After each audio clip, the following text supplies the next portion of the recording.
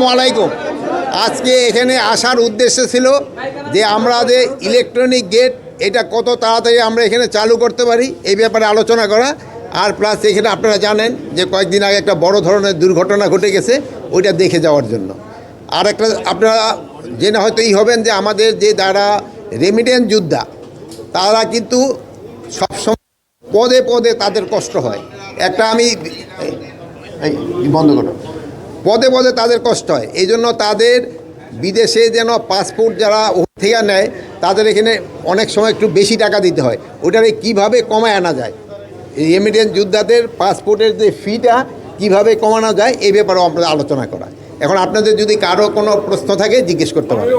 8 দিন পরে এলেন শনিবারে, এত বড় একটা আগুন আছে দেশে বিদেশে ঝড় চলছে, সেই আগুনটাতে আমাদের ফায়ার সার্ভিসের ডোমেস্টিক যেটা ছিল আমাদের এইটা এবং আপনাদের দুইটাই ফেল করছে, অ্যাবসলিউটলি ফেল করছে।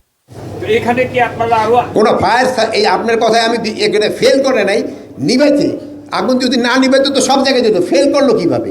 আগুন চলে গেছে, আগুন তারা নিভাইছে বাট সময় লাগছে। এইরকম 9:30টার সময়ের মধ্যে তো তারা করে দিছে, অলরেডি এয়ারপোর্ট মানে চালু করে দিছে, 9টার সময় চালু করে দিছে।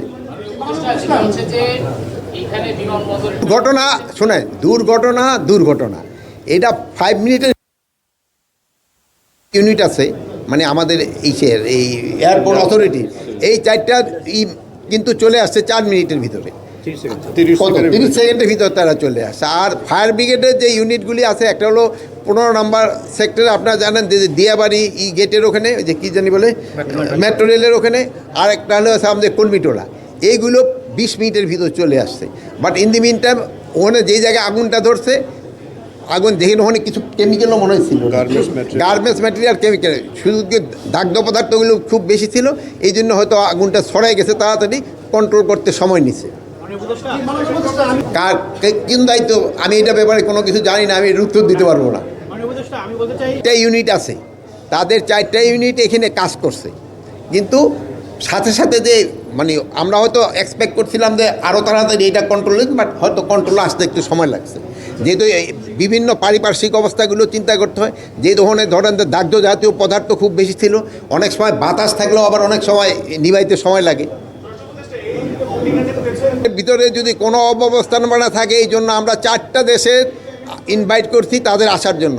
ইংল্যান্ডকে ইনভাইট করা হয়েছে, আপনার অস্ট্রেলিয়ারে ইনভাইট করা হয়েছে, চায়নারে ইনভাইট করা হয়েছে, টার্কিরে ইনভাইট করা হয়েছে। তাদের স্পেশালিস্ট আমরা আনতে চাচ্ছি, তারা একটা ইনভেস্টিগেশন করে মানে কারণটা কি এবং কে দায়ী এটা তারা বের করতে পারবে।